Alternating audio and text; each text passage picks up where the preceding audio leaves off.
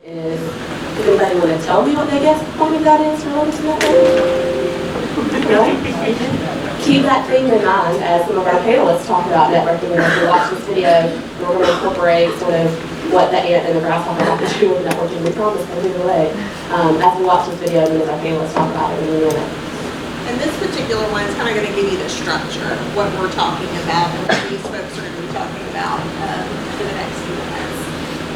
Networking, for building and maintaining professional relationships, is the most important part of your life. Why is it so important? Your network can provide much good information about the job market and about hiring practices of particular employers, information on what employers in your interest areas are seeking so that you know what skills you may need to still develop to be competitive, support and guidance in your job search, and links to opportunities you may never hear about otherwise. 70 to 80% of open positions in the job market are never advertised, but are filled through word of mouth. So, how do you get started? Start with who you know, or the network you have. Now, many of you will say, but there are no lawyers in my family. I don't know anyone. Yes, you do. In the networking chapter of your career development handbook, you have a list of potential contacts. It helps you think through who you know, such as professors, classmates, college friends, college professors, relatives, neighbors, contacts from organizations, and more. Be as broad as possible. You never know who people may know. Next, you need to think about who you want to know. You want to think about who are your target employers. Is there anyone in your existing network who can introduce you to someone at a target employer? What other ways can you meet someone in that organization? See the Expanding Your Network section in your handbook in the networking chapter. How do you build upon your current network? We are going to mention 5 approaches. Informational interviews are one of the best ways. You interview someone who does what you want to do and learn from them. You are asking for advice, not a job. Attending a networking event is what most people think about when you mention networking. The key to successfully using these events is to meet 2 to 3 people that you can follow up with after the event, perhaps for an informational interview. Gaining additional work, externship, or volunteer experience builds your network. If you do a good job and are friendly, chances are your colleagues in those experiences will serve as valuable members of your network. Keep in touch with them once you finish that experience. Social media is another approach if used appropriately. LinkedIn is a great research tool and a good way to visualize your network. We will talk more about this in our next panel. Finally, joining and becoming involved in professional organizations that focus on your practice area of interest or that engage others with similar backgrounds is one of the easiest ways to broaden your network. Once you begin to add people to your network, how do you engage them? At the beginning, we mentioned why your network is so important. Engage your network with those purposes in mind. Ask for advice. What skills do I need to have for this field? What is the market like in this geographic area or for this practice area? Ask for their insight. Which organizations or firms are the best to target given what I want to do? What is the most important for this firm in hiring? What is this firm or organization's reputation? Ask for feedback, particularly if you are connecting with former colleagues or supervisors. You can ask them for feedback on your work. What are your strengths and weaknesses? Would you be a good fit for this field or that employer? Ask for recommendations and referrals. Once you have built a relationship with various members of your network, often they will volunteer to recommend you for a position or refer you to someone they know in a firm or organization you are targeting. If you do not have experience or otherwise have a weaker resume, often your network will help you get a foot in the door. even if your application would otherwise have been ignored. It takes time to get to this stage, and is not something you should ask for initially. If someone is recommending you, to some extent, it is a reflection of them. Don't assume they would be willing to do so immediately. Finally, the best tips for engaging with your network are to be clear. Your network cannot help you if you are not clear about what you are seeking. Be mindful of their time. People are busy, and if they are willing to talk or meet with you, you must show up on time and be prepared.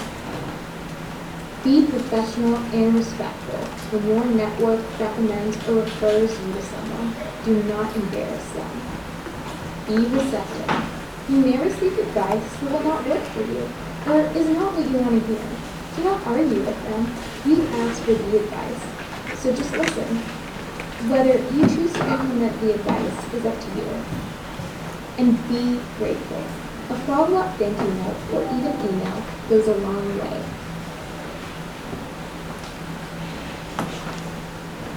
So, I was going to say, yeah, we'll cut there back on that. So Puna did make that, well, Stephanie and Puna made that video. I love her enthusiasm and her, lovely speaking voice. So we'll thank her for that. But that kind of sets the groundwork for what we want our panel to talk about with you guys, because throughout this past semester, we've talked a lot about different things that you can do with networking and your informational interview and ways to build your network and why it all matters. And so the panelists that we've asked to be with us today, Hannah and Amber and Matt, are going to talk to you about a couple of different ways that networking worked for them. And the reason that we've asked them to be on the panel is because they've all kind of used networking differently to build their career. And so to start with, I'm going to let them introduce themselves. Hopefully you guys know them at this point, but we'll just start with letting them tell you their name and what year they are and what they're currently doing as far as work. Hey guys, I'm Matt White. I'm 2L, waiting for grades to come back. Let's see, my first summer I worked at Martin Snow here in Macon. This upcoming summer I'll be at Troutman Sanders in Atlanta.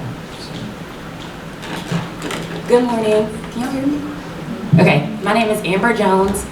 This past summer I worked for the ACLU and the EEOC in Atlanta. This past semester I worked for Bullard Walgren. And this coming summer I'm going to be working for Jones Court here in Macon, and I'm a 2L. Hi everyone, I'm Hannah Couch. I'm a 3L. The summer after my 1L year, I can't believe it's been that long, I worked down at City Hall with the county attorney there. So it's like the in-house counsel for the mayor and the county commissioners. So I did that for half the summer, and the second half of the summer I worked for a firm here in town called Chambliss Higdon. The following semester, so the first semester of my 2L year, I did the judicial externship program, which I highly, highly recommend. And then this past summer I worked at Troutman Sanders, and this is, of course, something that I definitely attribute to Career Services. They told me that I should do the judicial externship program and told me that I should do the on-campus interviews when Troutman was here or at our Atlanta campus interviewing. And because I listened to them, I ended up getting a job with the judge that I did my externship for after I graduated, as well as at Troutman Sanders after my clerkship with that judge. So listen to Career Services, and I did not get paid to say that. Other than with food, which is how we pay everybody, right? Okay, so the reason that we're going to have, the next question I guess kind of leads into how each of these students have used networking differently in their career paths. And so we asked Matt to be on the panel because Matt got his jobs through OCI, which is on-campus interviewing, which you guys are going to be gearing up to do in the spring every 1L year. And one of the things I think Matt does the most effectively is combining networking with his OCIs to get the best result, which is obviously a job, which he has. I'm going to let him talk a little bit more about that. Yeah, so the presentation just now talked about recommendations and referrals. I think there's another way that you can use people. I mean, I say that's what networking is, okay, in a way. I mean, but it's okay if you get used to that. So when I worked at Martin Snow my first summer, I went to the interview. I was really excited about it. I really wanted that job. But one thing I did before that is I found out a way to learn about the firm before I ever walked in the interview room. I found out who worked there before. So David Cromer worked there the summer before I did, and I didn't know David yet. David's editor-in-chief of Law Review. I know him now, but one time I saw him in the hallway. I'm like, hey, are you David Cromer? Elizabeth Carr told me to talk to you. He goes, okay, cool. We sat down for 10 minutes and we talked about it. The firm, and then another person, Anna Usry, worked there her first year, and I worked her last summer there, and I was able to talk to her about it. And what that allowed me to do in the interview, it allowed me to go in there and say, hey, I'm interested, talk about myself, do your spiel through your interview, but it also lets them know that you were interested enough in them to talk to people who've been there to find out about them. It really shows you're interested. I did that this past summer when I had OCI interviews for Atlanta firms, and for Troutman Sanders, for instance, where I'll be working this summer. Hannah worked there, so one person I talked to about it was Hannah. And then I talked to people who have been there before that I know. With other firms, I go and I find people who work there, who have worked there, and one thing I always ask is, hey, do you mind if I mention my interview that we spoke? Because in all of my interviews in Atlanta this past summer, pretty sure all of them, I was able to say, hey, I spoke with this person about this firm, I'm really interested in it. It allows them to show that you have made an effort to go make connection with their firm, and it's one thing that a lot of people, I guess, don't do, I found out, and it's one way to kind of help you stand out, and it lets them know that you are serious about it. I know Hannah got me in touch with a guy who worked at Alston & Bird. I was able to get in touch with him and mentioned that we had spoke in the interview process, and the interviewer called him and said, hey, did you speak with Matt White about Alston & Bird? And he said, oh yeah, I did. She goes, wow, that's impressive, thanks, bye. And and that's, as I say that, just as the proof is kind of in the pudding. People, any extra step you can take to differentiate yourself in that process, because these are going to be competitive, it's one thing you can do, and that's how you can talk to people. They don't really have to know you. I mean, honestly, you find some way to get in contact with them, but otherwise, just, hey, I have some questions for you, about this firm. I'm applying there, really interested in it, and come with some legitimate questions, and find out information about the place for your interview, and then you can say that you spoke to them, and that goes a long way. So one thing Matt was telling me that he did is he talked to a lot of students who had worked there at the firms he was interested in, but he also talked to different attorneys who had worked there. And you mentioned this just a little bit back, sort of saying you talked to Career Services, but can you tell us a little bit about the process of once you had decided on places that you wanted to work, how did you go about finding people to talk to at the different ones? I know you talked to Career Services, but I know there was more to it, and we kind of gave you some advice on places to look. Yeah, so I think part of it's being nosy a little bit. Be aware of what's going on around you. Part of networking, I think, is being aware intentionally of your surroundings and of the people around you, so you know that, hey, if I want to go in this direction, I kind of am aware of. I know who I can go and and who to ask questions of. So with like Martin Snow, it was I asked Elizabeth, it was David Carr. Otherwise, with also for Martin Snow, though, I went on their website. And I looked on there, and I saw that one guy who as a partner there, had the same scholarship here as I did, and that was something I could bring up. But you could use the George Barr website. You can I was waiting for it. I was going to plug it if he didn't. So. Yeah, I know. So the George Barr website, you go and you can filter Mercer Law as a law school. You can put the name of the company of the firm, of the person you're trying to look for. You can go through that list. And there are times when I'm like, okay, well, I'll go and it's funny, I'll look up somebody's name and I'll be walking through the halls and I'll see on a class composite, hey, I've stopped in on the George Barr website before. And you put a name to a face and it's cool. But I think that's one way. But otherwise it's just I think kind of being aware and asking questions, using the resources too. It's Career Services, the George Barr website, the firm's website themselves. A lot of firms, you have a way that you can filter by where they went to school. I think it's probably pretty obvious, but one of your first points of contact, a lot of places should be in the line with your school because they're more inclined to help. Thank you, Matt. We'll come back with you some questions in a minute. And I'm going to save you for last because I think you have just a fun story. But if you will, Hannah talked to us a little bit about some of the things that you've done with networking, and you can particularly talk to us about your fun method that you used at the Cocktails and Conversations this year. Okay, so Do y'all know what Cocktails and Conversations is? Yeah, okay, perfect. So they drive you up to Atlanta on a fancy bus. For those of you who don't know, you get like 1 or 2 drink tickets. If you know an attorney up there, a lot of times maybe you can talk them into giving you another drink ticket. So it's just a fun night to meet a lot of different people. And I've always loved going to social events like that. This past year, Cocktails and Conversations was being held at Troutman Sanders. And I was like, oh, this is my turf. Like, I got this. And I went in, I have never felt that awkward since my 7th grade dance. Like, it was, and I was standing next to my friend Caitlin Wise, who's a 2L here, and we just could not find a way to like enter these little conversation circles with other attorneys. And I think Lindsay came up to us, Elizabeth came up to us, and they were like, y'all, like, talk to people. And I'm like, we are trying, like, trust me, we are. And then, and we kind of got, like, almost pushed out of a circle again, and we're like, what is wrong with us? Like, do we smell? Like, we just couldn't figure it out. And Caitlin made the joke, she was like, man, you know, or I think I said something like, I wish I just had a mask with Sabbath's face on it, because Sabbath was at Cocktails and Conversations, and there was literally a line of people going up to talk to him. And Caitlin kind of jokingly goes, oh, maybe we should just like stand before Sabbath in the line and be like the pregame for Sabbath. And I was like, haha, yeah, that would be so funny. And then we looked at each other and we're like, okay, yeah, it's getting way too awkward. Let's go do that. So if you're ever at some sort of alumni networking event like that, find the most popular person in the room. Again, it's usually Sabbath or Sutton, and go up and just be somewhere around them. And as people are waiting to go talk to the main person they want to talk to, go up and make conversation with them. And another thing about Sabbath, I'm telling you, I'm going to term it like the Sabbath strategy or something like that. If you're ever in an awkward conversation with an attorney that you're trying to network with, or a judge, and you know they went to Mercer, just bring up Sabbath and be like, so do you ever take Sabbath?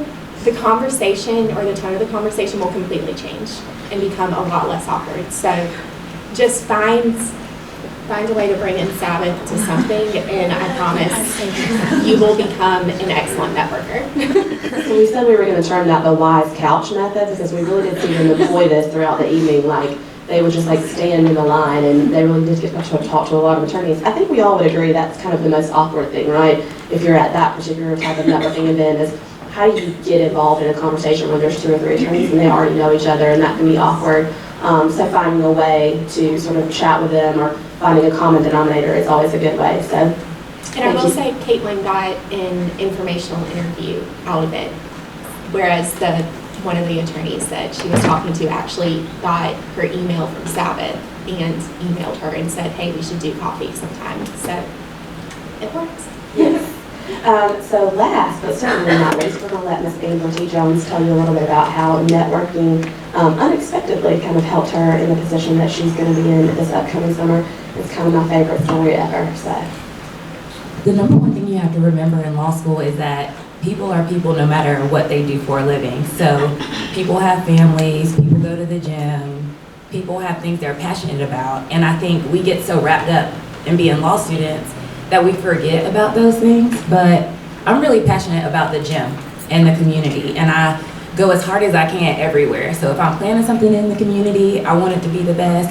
If I'm in the gym and I'm struggling, because Pure Barre is my drug of choice in the gym, and it's really hard, but it's so competitive. Like, you're watching the other people and you're like, I'm not going to drop my legs if they don't drop their legs. I'm not going to stop squatting if they don't stop squatting. So basically, Matt, you agree with that, right, Matt? Like, yeah, I got you. What is Pure Barre? So on my journey here at law school, everybody talks about law school. But when I'm not at law school, I don't want to talk about it. So I just talk to people. And I want to talk to them about anything but. And there was a young lady in the gym at 6 a.m. every morning that I was standing next to and talking to every morning. And we were, you know, tucking, holding and tucking and holding and squatting. And Pure Barre stuff. yeah, all that Pure Barre stuff. And then I saw her on a panel here. And she's like a partner at a large firm, and I went straight to her and I was like, oh my gosh, you're an attorney. Hey, I'm at law school. We're the same age because I'm older. So I try to be her like BFF, like, hey, we're the same age. We should be friends for real. If you hear about jobs, you should think of me. You know, my grades are really average, but I work really hard. You know that. I just want people to remember me. So if you remember me and I do something that makes you feel like I'm gonna make you proud, then I'll make you proud. Well, she's a partner at one of the top firms in Macon. And so those jobs are reserved for the top 10%, top 25% of the class. So I saw it on there and I'm like, I wanna stay in Macon, this firm would be great for me, but I just never applied, which you should never do. You should always apply if you want the job and just see what happens, let them tell you no. But you take my own advice. But by chance, I must have made an impression because they called the school for me to submit an application. And this process has been so humbling that it was like, oh my gosh, y'all want me? Like, y'all want me to try to interview? So I submitted the application and I had to do on-campus interviews, and that was really tough. And here are all these, I call them gunners, people in the top of the class, like in their suits. Matt White comes out, you're like, okay, clearly you're not gonna get this job, unless he said no. But anyway, they liked me and they thought I was smart and they thought my writing was great and they thought I was a great student, and they explained to me that some of them had the same problems that I had in the same classes that I had, and it was great. I was there for like 3 hours interviewing. My favorite part about Amber's story is I was the one who answered the phone call, so, oops, sorry. I was just gonna ask, when y'all are talking, if you will talk directly to that mic with this fan going back here, it's just, if you're talking to it, I think you can if you look away, Okay. we can't. So thank you. Sorry. I answered the phone when a partner at Jones Court called and said, do you know Amber T. Jones? And I said, well, of course I know Amber T. Jones. I love Amber T. Jones. Sorry, I have to call her by her full name always. And she said, well, she didn't apply for OCI. Why? I know her through the gym. She's a fantastic young lady. I only want to interview her. So I contacted Amber and we got her to interview. And she literally got an on-campus interview because of her reputation in the community and because of how she conducted herself when she's out and about, because of networking and being personable and sort of having that reputation. And so that's one of the reasons we wanted her on the panel, because there's all kinds of different ways which networking can work for you. And it doesn't necessarily mean that networking is only effective if you're in the top of the class or the bottom of the class or the middle of the class, or if you want to be in Atlanta or if you don't want to be in Atlanta. Our panel kind of, goes the spectrum. Like Amber's going to stay here in Macon. Matt and Hannah probably want to be in Atlanta, but they've worked other places as well. Matt's worked like in South Georgia as well. So it crosses the boundaries. It crosses grade lines. It crosses, firm, public interest, whatever you want to do. Networking is effective no matter what. Do you guys have questions for them about networking? We kind of covered our hour. It went by really quickly, but I want to give you guys a chance to ask a couple questions for our panelists. I wanted to add something. Yeah. My clerkship last semester was from church, and my 2 jobs from the summer were from lobbying for something I believed in at the Capitol. So still all of my jobs came from a relationship, and you just can't take those for granted. Don't forget those people. Look on your high school Facebook page. I know that sounds kind of lame, but people will tell you what they're doing, and lawyers love to talk about themselves. So if there's a lawyer from your high school, they put it on Facebook so you can find it.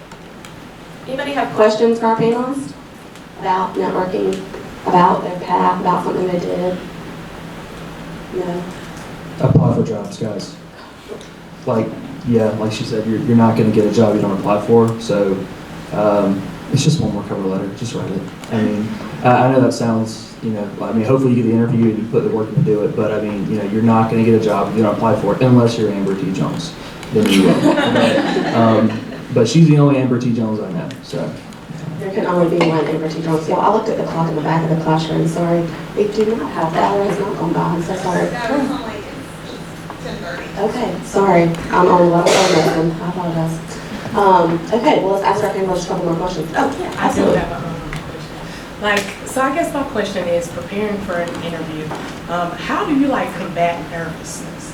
Like, I think I'm usually like pretty, as far as like being able to talk, I'm okay with that, but for an interview setting, I feel like I get a little nervous. So I'm actually preparing for interviews, so I'm kind of nervous about it, but I just want some advice. Like, what do you guys do? Like, what's your routine that you do before you actually do an interview? Can I repeat the question so everybody can go back and computer? So she asked, what do you do to combat nervousness when you're interviewing? That even if you feel like you're pretty good at talking to people, what's kind of your routine? How do you prepare to be on point and to not be as nervous when you're doing interviews? When I did the interviews for public sector, I had gone to every networking opportunity that was available in Atlanta over this break.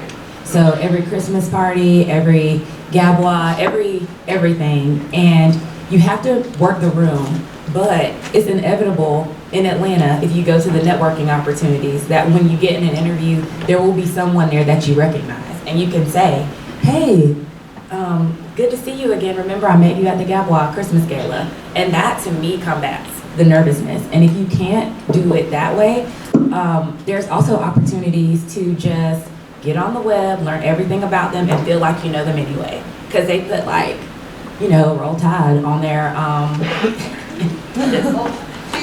too soon. But they'll put that kind of thing on their bios on the website. We used to be friends. So, like echoing what she said, except for the Roll Tide thing, you need to find out, I think, as much about your interviewer as you can. But I do think that there's just some basic things that you should know for every interview. Obviously, you need to know where they work. That's important. But you need to know what the practice area is, where they went to undergrad, where they went to law school. Okay, and if you can, what they studied for their undergraduate major. A lot of times they'll have that in there. So, at worst, if if you're grasping at straws, if you know those things, you can find something to talk about. You can, and hopefully you'll have something common there. I mean, usually when you go to interview somewhere, especially for on-campus interviews, it's going to be a Mercer alum, right? Referring to what Hannah said, if things go south, just bring up Sabbath. That's work. But I haven't either. That's another thing. If you haven't had Sabbath, it's totally fine. I literally just walked into his office one day to ask him where Professor Joam was, whose office is right next to him. And I ended up talking to him for an hour and missed one of my classes. But he contacted the professor for me. He's really like that good of a person. That's why everyone loves him. So. Yeah, he's great. I mean, so yeah, I encourage you to go chat with Sabbath. He really loves it. He's going to be in his office playing solitaire anyway. So I mean, just find out about your interviewer. Try to get yourself familiar with them in some way, so you do know something about them. So you're not going in cold. You don't want to walk in. I mean, if you know what they look like, that'd be great, right? I mean, if you go to their, they look like, what kind of law they practice, where they went to school. And I think there's some basic things to do. And then, I mean, but that covers the ground on who is interviewing you. But, I mean, part of it is just kind of knowing what you want and having an idea of what you want to say. I mean, you've had classes with Career Services that talk about, your elevator speech, why did you go to law school? Tell me about yourself. The hardest question out there, probably, right? So they're actually going to get to practice doing that today, so. We'll have fun with that. So it's, and having just a good foundation of that's the best thing to do, I think. I mean, every interview is different, and sometimes you're going to walk out and that went awful, and those are the ones that you killed. So as it turns out. It's so funny listening to y'all because I don't really do all of that, but I'm like, yeah, I should have done that. Yeah, but Pure Bar, I mean, yeah. No, honestly, the thing about interviews for me is I just decide I'm going to be myself when I go in there. I know what I want, and I know what the firm is and what they want, and then I try to connect the dots. So sometimes it's like you want to kind of know what they look like and you want to know who they are, but you want to know like this firm's purpose is this is my purpose, here's why I'm awesome for you.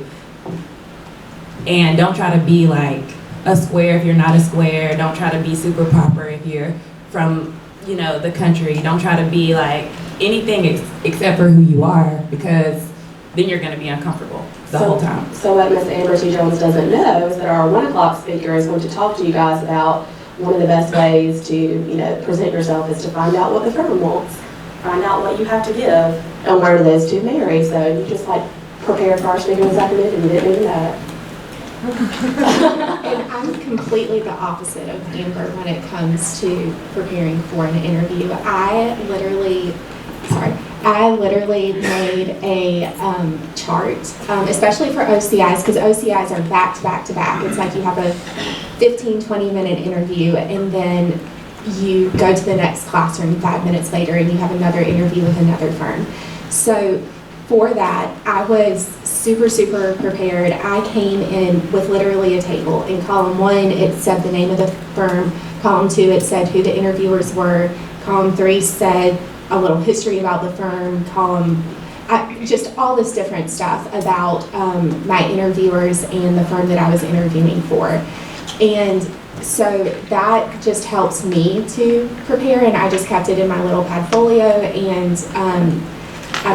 and that way it just let me get rid of that nervousness of like, wait, who is Balcham Bingham again? What is Troutman Sanders or Troutman Balcham? I can't remember. So just that just kind of soothed my nerves. And again, everyone is different in how they prepare for things, but that helped me.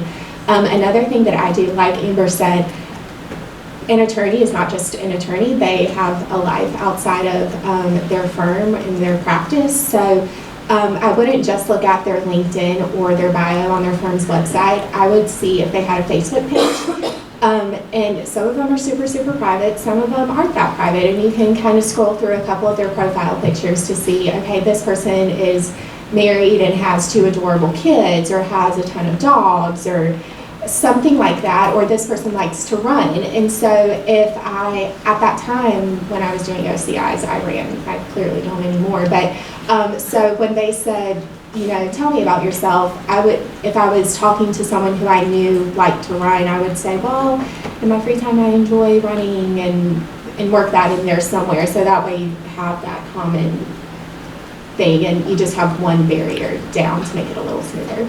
Don't say it if you don't do it, because that could be, real awkward. I forgot to add, don't forget about your sororities, fraternities, junior league, anything you've done in the community before, because it creates comfortability with the person that you're interviewing with, and it's just something that you have in common. And that's just, even if you look it up and it's like your rival sorority, bring that up, because it's like cute. Like it's a cute thing. It relaxes everybody, and most people are Greek. So if you're Greek, use that to your advantage.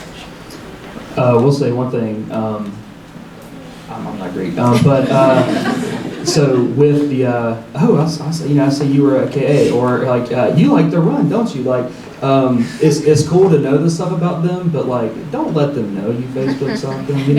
I mean, so it's like I like to run, you do too, don't you? I mean, like, don't do that, okay? Because Don't comment on a picture from like 5 years ago, like you were deep in the Instagram account. yeah, don't comment, don't like nothing. Like get in there, get your information, get out.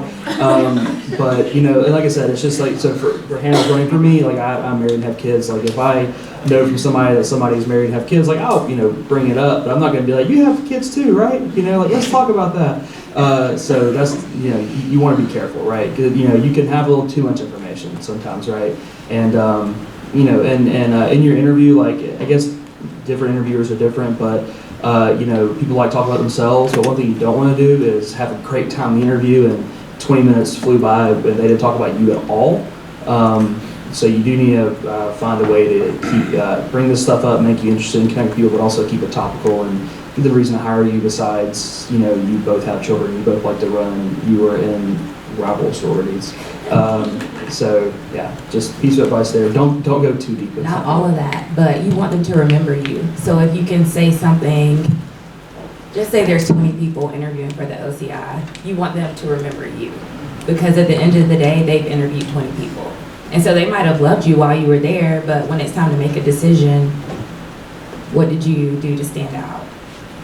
Because all of us can do the same things right now. Good advice. Okay, anybody else have questions? That's a really good question. Anybody? Don't be shy. So many people have questions. Should I planted some questions in the audience? All right, I will ask a question then. What would you say is a pitfall that you kind of learned in the process of using networking in your career development and getting for jobs, like maybe a stumbling block or an error that you made that you want to give them advice on not making the same mistake? Before y'all start there. No, mine may be unique. Basically, the people that are interviewing me are my age. And I want to live in Macon. And I've been living here with them before I decided to go to law school. So I think that a poor decision that I made was to continue living the regular life that I lived with them. Does that make sense? Like, Maybe explain a little more. okay. We all like to go out and have fun with our friends. The people interviewing me are the people I've been going out and having fun with. So at this point in my life, I should have not kept socializing with them. Like they say, if you go to a networking event, try to limit yourself to one drink or one ticket or whatever. That also applies if they're your friends or they're your parents' friends or your sister's friends and y'all are at home. You don't know who's going to employ you. And if you're trying to go back to your hometown, just be mindful of that. Because I feel like that made me slightly uncomfortable in some interviews. So I think that can apply no matter what age you are, that you have to think about while you're in law school and while you're trying to get your career, that when you go out, no matter what you're doing, you know, if you're at a restaurant, even if you're out with your friends and they're not attorneys, you don't know that there's not an attorney at the table next to you. You don't know that there's a judge at the table next to you. You don't know that, you know, while you're out and having a good time and you're not worried about it because finals are over and all that good stuff, you don't know who's around you that you might be interviewing with or that might be friends with somebody you're interviewing with. I think that might be kind of a larger point, but a very good one. Yeah, you said that way better, but that's what I was trying to say. Not at all. Good point. Got a question? Yeah. So I just feel like a lot of you guys are mature. Like you said, like this wasn't your first choice straight out of undergrad. So do you guys feel like, or like how would I use my youthfulness to benefit? I guess, like, I don't know, like you might have life experiences to connect with an interviewer, or is me coming, like I've been in school my entire life, I've done nothing, like no credit, no anything. So it's just like. It's a good question. I'm going to repeat it so everybody can hear. So she was talking about how a lot of our panelists had a career before law school, or they're a little bit older, or they're what we call a non-traditional student. And she was asking, how do you come across that way, or how do you provide the same value if you're younger? If you come straight through undergrad and straight into law school, sort of how do you bridge that gap or give that same value set? So I only spent 2 years between undergrad and law school. So I am technically non-traditional, but not, I guess, super non-traditional maybe. But I think the only difference between someone who comes straight out of undergrad to law school is it's really just your confidence level. You really just have to go in to every networking event, every interview, and in still a humble way, you have to know that you deserve to be there. You know that you've worked super, super hard. In undergrad, maybe you didn't have a full-time job before this, but you have other life experiences that gave you a thick skin. And you just have to know, I deserve to be here. Yes, it's a privilege to be here, but I can do this job. And I think probably my guess is that for each of us up here is that we had to learn that mantra as soon as we got out of undergrad, so we could get jobs and support ourselves, support our families, whatever it was. So you just have to develop that confidence in a different way. But that's really the only thing that separates someone who has tons of life experiences, knows everyone in Macon, and can squat and tuck like no one else, from someone who hasn't. So, you know, you just have to own yourself. Out of undergrad, I was like you, but the more you do it, the better you get at it. And so the way you get better is go every time there's something. And even though we do have life experiences, the field of law is really different, and the networking opportunities are really different. And so we may have like the experience to say, like, figure it out a little quicker, but all you have to do is just keep going. And they have them everywhere. I mean, you guys email them out, and then if you sign up for listservs for different organizations, but if you can take a break and go to You're talking about the different events they can attend. I mean, kind of echo what Hannah said. I mean, I think the best thing you can do is walk into an interview confident. I mean, but a lot of that is believing in yourself, but also showing you're interested. You'd be surprised. I mean, people go to interviews and not prepared. You know, they're like, oh, I need a job. I guess I'll interview today. You know, I mean, now you need to walk in. You need to want it. You need to own it. I mean, and that's the biggest thing. Whether you have, you know, something. I mean, like I said, that's because to be frank with you, I mean, most people are like you. I mean, they did come straight from undergrad and go to law school. I mean, I did. I just had kids and stuff. So that in some ways sets me apart. But I mean, the vast majority of people who are interviewing for these jobs have taken the same path you have. And somebody's not always looking for a non-traditional student. I mean, somebody's not always looking for somebody who's had a career. I mean, a lot of times, you know, when you get out of law school, I mean, you know, you're going to be very malleable. I mean, they want somebody they can kind of bring in, they can mold themselves. You know, different firms look for different things. So I wouldn't say that's necessarily a strike against you. I mean, and I wouldn't have that in your mind as having a strike against you, because the vast majority of people are in that situation. I mean, I think Mercer is actually unique in some way. We have more non-traditional students, a few more students who may be a few years older who took breaks in between. So while you may see that somewhere here, you don't necessarily see other places. So I wouldn't take that as something that I'd worry about. The biggest thing is, well, you're going to be confident, do your research, and own it. So. And I think kind of looping it back to sort of what this whole panel is about, and especially what Amber was saying, is one way you can combat that is by networking ahead of time. So even if you don't have, you know, the prior practical work experience, you could have done your homework, you could have gone to the events, and you can walk into that interview having talked to somebody that worked with that organization, and you can walk in and say, hey, so-and-so recommended that I apply for that, and there's automatically that name recognition. Oh yeah, I know them, I love them. Or you walk in and somebody's already done that for you because you did your networking ahead of time, and then you introduce yourself and they say, oh yeah, so-and-so was just telling you about me. Kind of nothing beats that, really. And it doesn't matter, you know, somebody that could have walked in before you could have had some really great experience.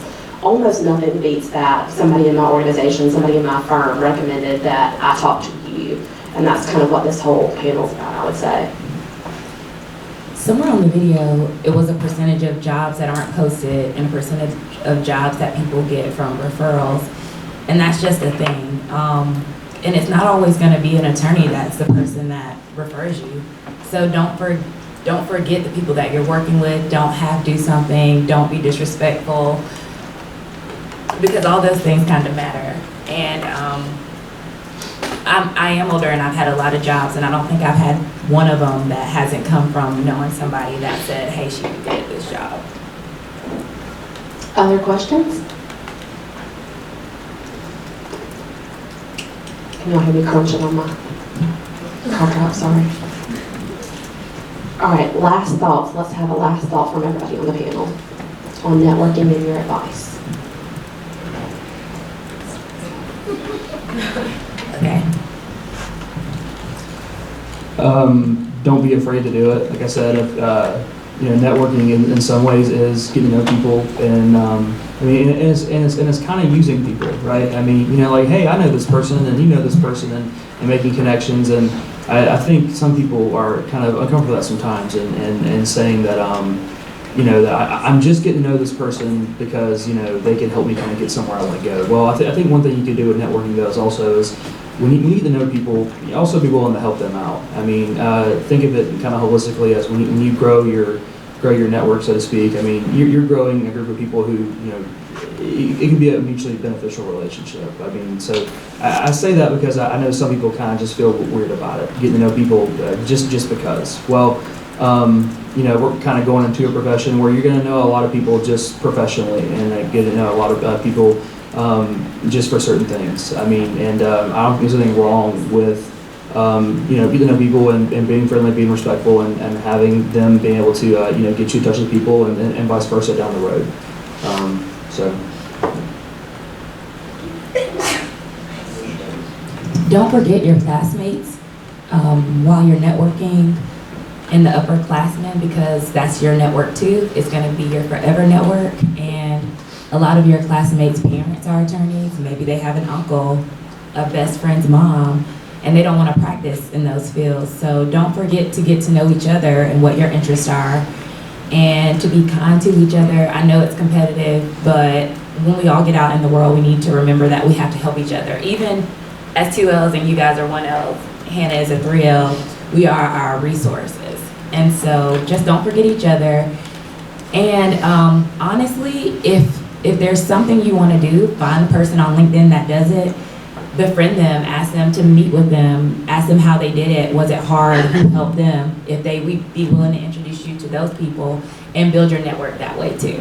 Because you can be specific, you don't have to just do anything that's thrown your way. You can find what you want to do, why you came here, and find somebody that'll be willing to help you, because most attorneys are willing to mentor younger law students and young attorneys. That's also called an informational interview.